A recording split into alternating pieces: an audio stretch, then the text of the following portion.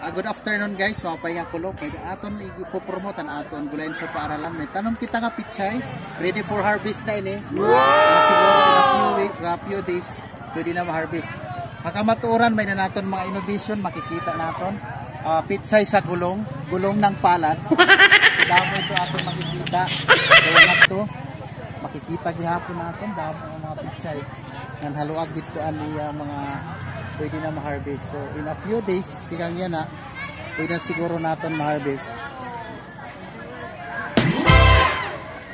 Siguro ini na makita natin ini, this is a organic pichay ano kay wala hini diri ini treated hin mga chemicals ngan mga fertilizer. So makikita niyo itong dahon medyo may da mga kuring-gusing, may da mga luho kay directly treated in chemicals.